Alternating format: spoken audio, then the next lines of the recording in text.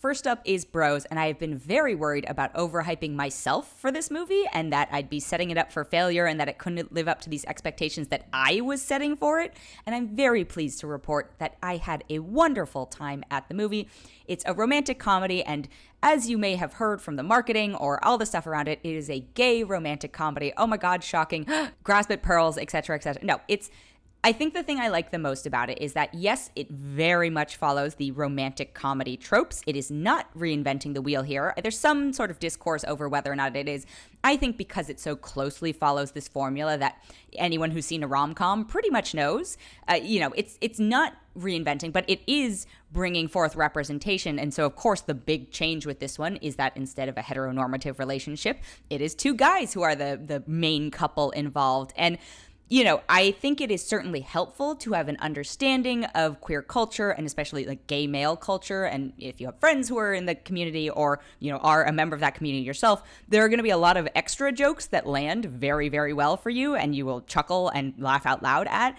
I think if you are less familiar with those groups, you're still going to laugh and you're still going to have a good time because it's still a romantic comedy. And this is assuming you enjoy rom-coms, of course. If you don't, then this is not going to be for you. But I like that it wasn't just like, okay, cool, we'll just like swap another guy in and then they'll behave exactly the same way a heteronormative couple would. No, it acknowledges and incorporates relationship dynamics that feel realistic to characters who would exist in this world and who would be, gay men, basically.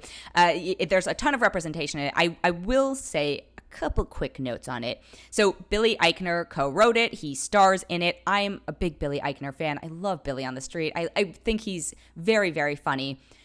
He may be getting in his own way a little bit by playing himself. It feels like a very semi-autobiographical film. And, he's a good actor, but there are some of the more dramatic moments that I feel like might have been punched up if he wasn't playing himself. I understand why he played himself. This feels like a very personal film, and it would be very hard to give away to somebody else.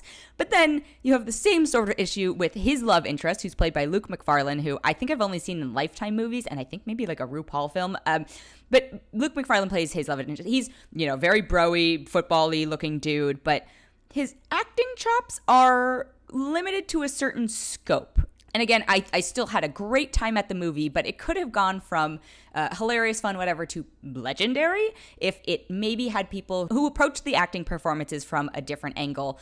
And the other thing I will say is the character of Bobby, who is played by Billy Eichner, is a bit self-absorbed. And let's be honest, most rom-com protagonists are, but there are times where his cynicism maybe feels a little too much. And some of they're trying to infuse this with queer history and not make it a lesson per se, but at least have some educational parts in it.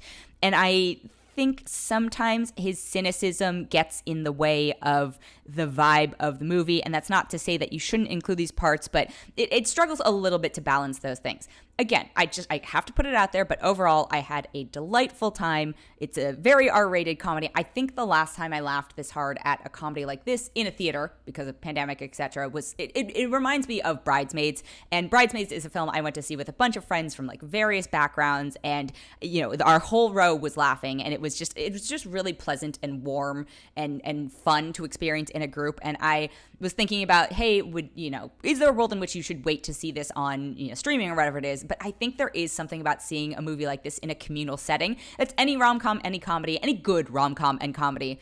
There's just something about the electricity in the air when other people are laughing, and it feels like it makes it a safe space to laugh, and I don't think we've had enough laughter in the last however many years. So, Bros, I had a very fun time. And again, at the end of the day, it's a rom-com, and I am secretly a sucker for rom-coms. So if you like rom-coms, go see it. I'm going to give it a 4.5 out of 5. The next film I have is called Blonde, and it is out on Netflix, and it is a biopic about Marilyn Monroe. And woof, this was a tough one to watch. I'd heard not great things, and I try not to listen to other reviews before I watch something myself because, I don't want to be influenced by it. But, oh my God, this was a slog for me. Ana de Armas plays Marilyn Monroe, and there are many times where she looks what I think Marilyn Monroe looks like, and I'm sure if I did a side-by-side, I'd be like, yeah, more or less, but she just... Ana de Armas definitely has a screen magnetism. It is not the same screen magnetism that Marilyn Monroe has. I think there is a reason that Marilyn Monroe was Marilyn Monroe, and we haven't had that type of person since.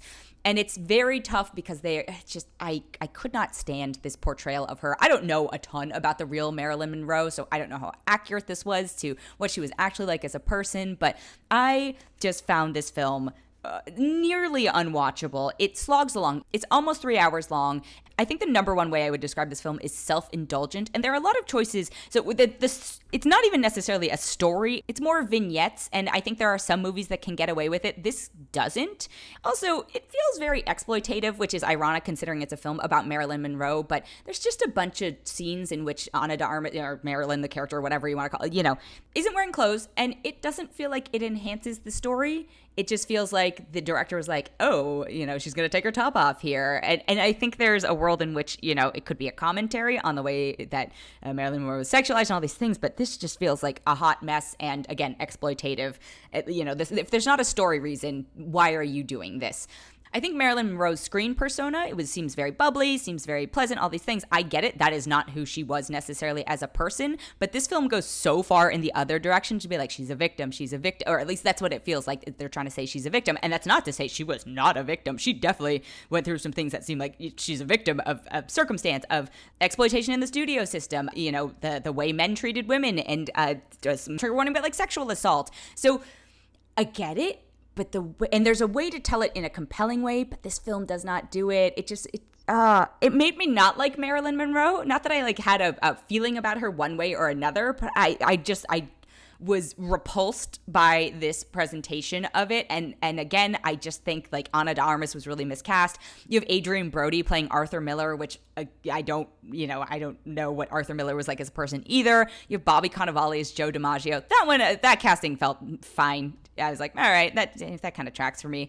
You've got the guy who plays JFK. I was like, what is happening here? You're not, I get it that it's tough because with a character like JFK as well, there's a lot of caricatures of him, but I'm losing my words. I cannot in good conscience recommend this movie to anyone, even probably for Marilyn Monroe enthusiasts, because this might make you dislike her in a way I did. And, there's this cheap filmmaking of superimposing her into, actual movies that Marilyn Monroe was in. And the whole thing at best felt like a slog and at worst made me want to crawl out of my skin. So it's a 1.3 out of 5 for me for Blonde. And then next up, I have Hocus Pocus 2, which is out on Disney+.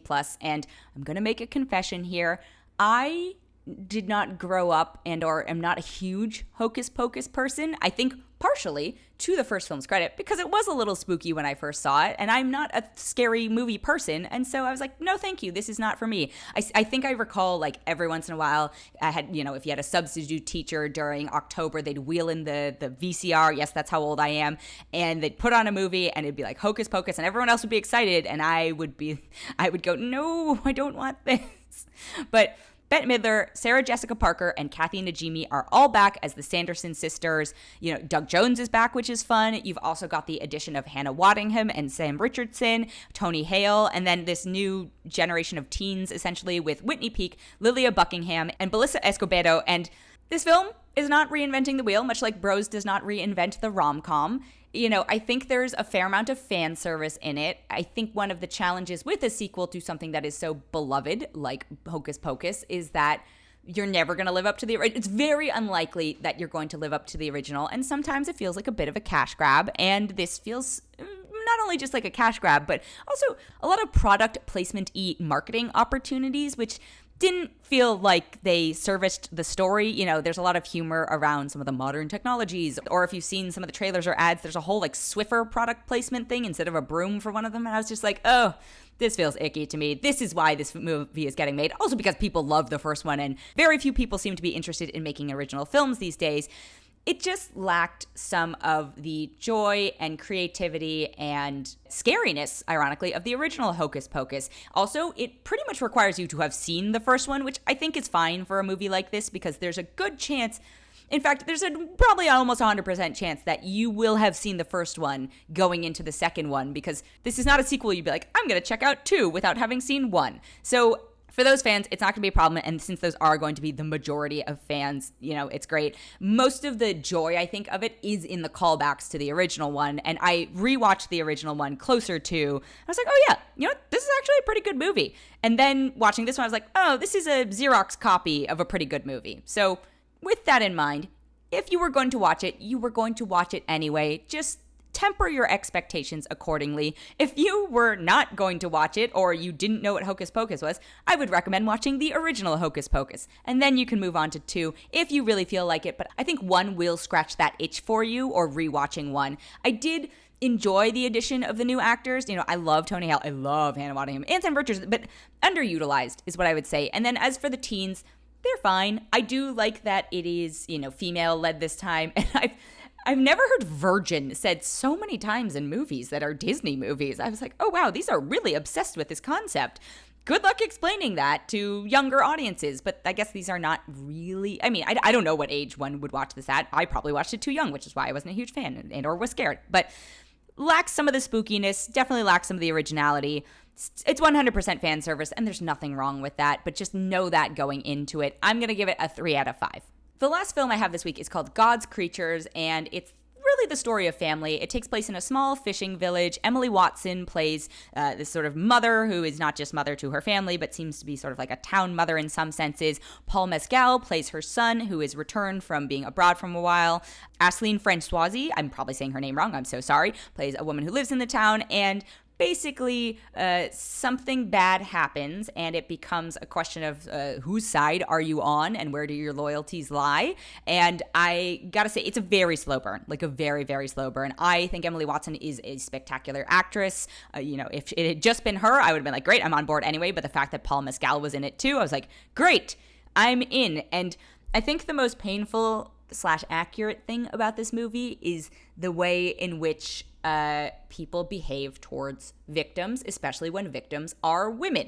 So, I think it's a very accurate portrayal of that. And then some things happen that makes this film, if it had just been that, and it's well done in that regard, I would have been like, okay, whatever. But then the last third of this movie is really, really strong. The problem is the first 2/3 are slow and like a little tough to get through. And so it doesn't necessarily incentivize getting to that last third. But I do think, well, this is what reviews exist for, right? To tell you like, no, stick with it. It's not a film I would recommend for everyone, but I think if you like sort of family drama and that sort of psychological aspect of it, I think I saw it billed as a psychological thrill, and I was like, not really. But, there is definitely a sense of tension, and again, Emily Watson is truly just really good in this. She is spectacular. And then Paul Mescal is also very good in it. It makes me very sad because, I think he's a great actor. It's just this character is so far from, normal people, which is something I absolutely love him in. I'm like, oh, okay. You're good at playing the morally ambiguous. All right, fine. Dang it. But I think you have to be in a certain mindset, be in like a mentally safe space in order to watch it. But it's worth it for the performances alone. And then the last third is I think is a great payoff. So because of the unevenness, I'm going to give it overall a 3.6 out of 5.